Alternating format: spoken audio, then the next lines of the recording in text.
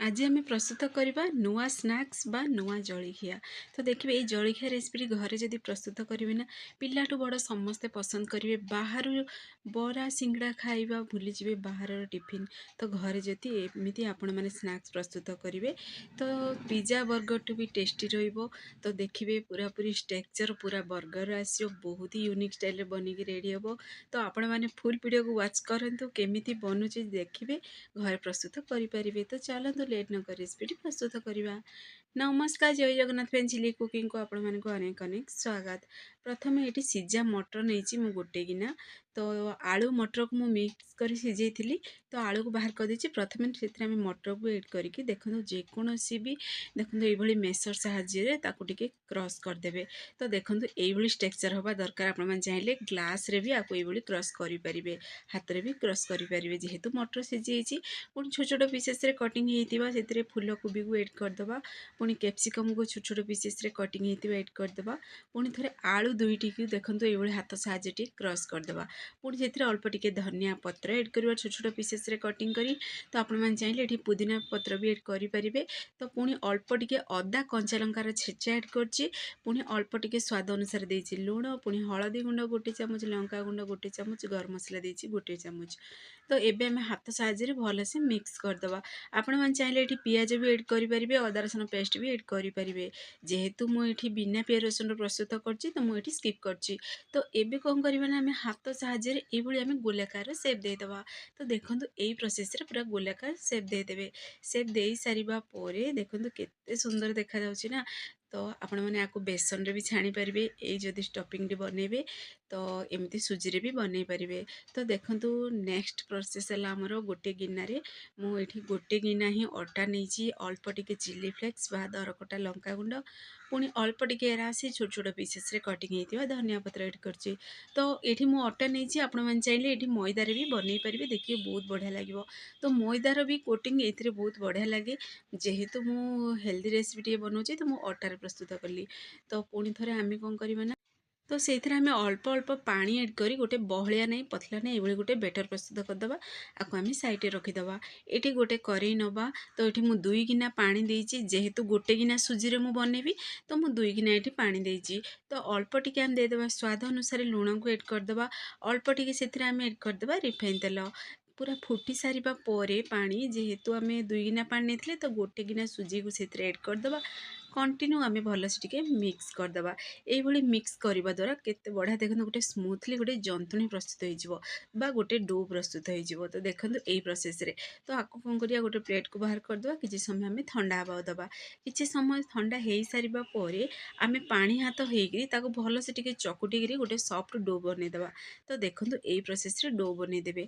आम तो ये गोलाकार सेप बनईकी रखी आलूर स्टफिंग को आम साइड रखीदे।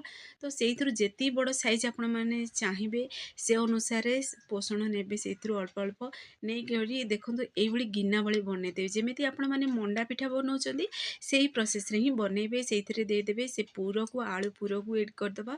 आलू आलू पूर को एड करी पुणी थर आम टे ये प्रोसेस रे पैक करी गोलाकार सेप देदेबा। दे सारिबा परे मुझे काकरार ही सेप देछि। तो आपण मानकु जेमिति पसंद आपण माने एठी सेप देई परिबे। चाहिए ये स्क्वायर भी सेप देई परिबे। तो जहाँ भी चाहिए डिजाइन ये बनई पारे आपण मान पसंद अनुसार। तो ये गोटे देखो यही प्रोसेस रे बनईकरी आम ए सबू गोटे प्लेट को बाहर करदे। तो पुणी थे देखूँ आउ थे मुझे बनईदेली पूरा ये ही गिना भली बनईदेवे। से एड करदे पूर को पुणी थे यही प्रोसेस रे पैक करदे। जमीती मंडा पिठा प्रस्तुत कर काकरा पिठा प्रस्तुत कर सेम प्रोसेस रे ही बनइबे। ताकू चेपटा बनईदे। तो सबूतक बनईकी आम रेडी करदे। तो देखो आपण मानू देखे दूसरी स्क्वायर सेप रे भी चाहिए ये प्रोसेस रे बनई पारे। तो जमीती पसंद आपण मानू से अनुसार बनइबे। तो ये मुझे देखो प्लेट रे पूरा 4टी बनईकी रखीदी। तो ये आउ डिजाइन दवा से देखो डिजाइन दवाई मुझे देखो ये फग साहाଯ୍य दूसरी कंटा चामच साहाଯ୍य ये दूसरी। आपण मैंने चाहिए छुरी साहाଯ୍य भी जहाँ भी डिजाइन पसंद आपण मैंने दे पारे। ये कौन हम ना जदि डिजाइन दे कणा करवा तो देखिए पूरा माने परफेक्टली सीझिबो भी हमरो पिठाटी। বা ସ୍ନାକ୍ସଟି। ତ ସେଇଥିପାଇଁ ମୁଁ କରିଛି ଏ ପ୍ରୋସେସ୍ଟି। ତ ଆପଣମାନେ ଚାହିଁଲେ ଏଇଭଳି ଫର୍କ ସାହାଯ୍ୟରେ କରିବେ, ନହେଲେ ସ୍କିପ୍ ବି କରିପାରିବେ। ଯେହେତୁ ଆମେ ଏଥିରେ କଞ୍ଚା ଫୁଲକୁ ବି ପୁରରେ ଏଡ଼୍ କରିଛନ୍ତି, ପୁଣି କଞ୍ଚା ଭେଜିଟେବୁଲ୍ ଏଡ଼୍ କରିଛନ୍ତି। ତ ଭେଜିଟେବୁଲ୍ ଏଠି ଆପଣମାନେ ଯାହା ବି ପସନ୍ଦ ଆପଣମାନେ ଆର ପୁର ପାଇଁ ବନେଇ ପାରିବେ। ତ ମୁଁ କେବଳ କ୍ୟାପ୍ସିକମ୍ ଫୁଲକୋବିରେ ବନେଇଛି, ଆପଣମାନଙ୍କୁ ଯାହା ବି ପସନ୍ଦ ପୁଣି ଆଳୁରେ ବନେଇଛି ଏଡ଼୍ କରିପାରିବେ।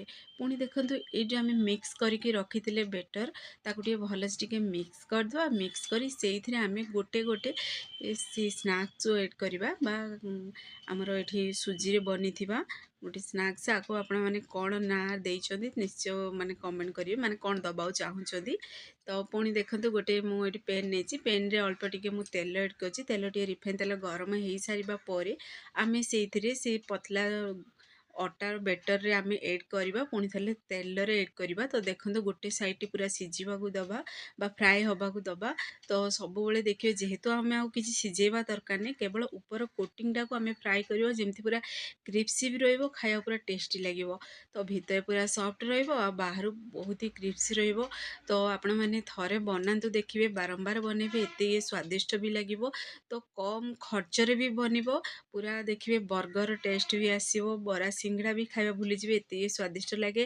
ତ ଆପଣମାନେ ଘରେ ଆକୁ ନିଶ୍ଚୟ ଟ୍ରାଏ କରନ୍ତୁ, ଦେଖିବେ ପିଲାଠୁ ବଡ଼ ସମସ୍ତେ ପସନ୍ଦ କରିବେ। ପିଲାମାନଙ୍କର ଟିଫିନ୍ ବକ୍ସରେ ବି ଦେଇପାରିବେ। ଘରେ ଯଦି ଦେଖିବେ ଟିଫିନ୍ ଖାଇବାକୁ କିଛି ବି ଇଚ୍ଛା ହେଉଛି, ବା ସ୍ନାକ୍ସ ରେସିପି କିଛି ବି, ତ ଚଟପଟା ଖାଇବାକୁ ଯଦି ଇଚ୍ଛା ହେଉଛି, ତାହେଲେ ଆପଣମାନେ ଫଟାଫଟ ବନେଇ ପାରିବେ ରେସିପି। ଘରେ ଯଦି ସୁଜି ଅଛି ତାହେଲେ ବନିକି ରେଡ଼ି ହେଇଯିବ। ସୁଜି ଆଳୁ ଯଦି ଅଛି, ତ ଦେଖନ୍ତୁ କେତେ ସୁନ୍ଦର ବି ଦେଖାଯାଉଛି, ଚାରି ସାଇଡ଼୍ ପୁରା କ୍ରିପ୍ସି ବି ବନିଛି। ତ ଏବେ ଆମେ ସେଇ ପ୍ରୋସେସ୍ରେ ସବୁ ବନେଇକିରି ଏବେ ରେଡ଼ି କରିଦେବା। ଫ୍ରେଣ୍ଡସ୍, ଆପଣମାନଙ୍କୁ ଯଦି এই ଭିଡ଼ିଓଟି ମୋର ପସନ୍ଦ ଆସିବ ତାହେଲେ ସାଙ୍ଗମାନଙ୍କୁ ସେୟାର କରନ୍ତୁ, ଲାଇକ୍ କରନ୍ତୁ। ଚ୍ୟାନେଲରେ ଯଦି ନୂଆ ଅଛନ୍ତି ଚ୍ୟାନେଲକୁ ମୋର ସବସ୍କ୍ରାଇବ୍ କରିବାକୁ ଜମାରୁ ଭୁଲନ୍ତୁନି। ତ ଦେଖନ୍ତୁ ଫାଇନାଲି ଆମର ପ୍ରସ୍ତୁତ ହେଇସାରିଲା। ତ ନିଶ୍ଚୟ ସବସ୍କ୍ରାଇବ୍ କରିବେ, ବେଲ୍ ଆଇକନ୍କୁ କ୍ଲିକ୍ କରିଦେବେ। ତ ମୋର ସବୁ ଭିଡ଼ିଓ ନୋଟିଫିକେସନ୍ ପ୍ରଥମେ ଆପଣମାନଙ୍କୁ ପହଞ୍ଚିବ। ଫେସବୁକ୍ ପେଜ୍ ଦେଖୁଛନ୍ତି ତାହେଲେ ଫେସବୁକ୍ ପେଜ୍ ମୋର ଫଲୋ କରନ୍ତୁ। ଫାଇନାଲି ଦେଖନ୍ତୁ ଆମର ସୁଜିରେ ସ୍ନାକ୍ସ ରେସିପିଟି ବନିକି ରେଡ଼ି ହେଇସାରିଛି। ଆପଣମାନଙ୍କୁ ମୁଁ ଖଣ୍ଡ କରିବି ପାଖରୁ ଦେଖାଉଛି, ଦେଖନ୍ତୁ କଲର୍ ବି ବହୁତ ବଢ଼ିଆ ଆସିଛି, ଆଉ ଟେଷ୍ଟ ବି ବହୁତ ବଢ଼ିଆ ଥିଲା। ତ ଦେଖନ୍ତୁ ଖଣ୍ଡ କରି ଦେଖାଉଛି କେତେ ବଢ଼ିଆ ବନିକି ପୁରା ରେଡ଼ି ହେଇଛି। ବାହାରୁ କି ପୁରାପୁରି କ୍ରିପ୍ସି ରହିଛି, ଭିତରେ ଦେଖନ୍ତୁ ପୁରା ସଫ୍ଟ ବନିଛି। ତ ଆପଣମାନେ ଟ୍ରାଏ କରନ୍ତୁ, କେମିତି ଲାଗିଲା କ'ଣ ମୋତେ କମେଣ୍ଟ ମାଧ୍ୟମରେ କମେଣ୍ଟ କରନ୍ତୁ।